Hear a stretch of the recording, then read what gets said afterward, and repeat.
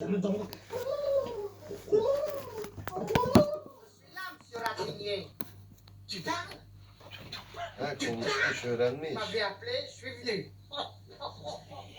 Je t'ai appelé, si on veut. Parce qu'à ce compte-là, Chiras, il t'a appelé aussi, lui. Vous m'avez appelé plus clairement que lui.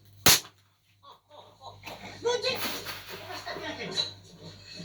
Allez. Kolum. İyi, iyi. İsteyerek yaptık kolum için.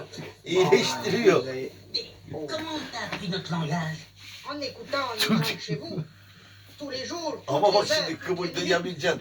Babayı Doktor kapıya. söyledi. Vallahi billahi attırdın ya. Doktor Aman söyledi. ama ya. Si tu savais comme je suis. Doktor Ben de diyorum niye bu adam ısrar ediyor bu kadar sigarayı verme amına Merci, koyayım. Monsieur Raffinier. Vallahi ben de aptalım uyanmıyorum amına C'est pas koyayım. parce que je pourrais être mon père qui fait ma 10 saat dursun bir sefer teklif etme ısrarla bir de yok. Paketi açacağım. Tu te sens moi, l'ami. Ay ya. Enfin non, j'ai 70 ans. Ya bayram.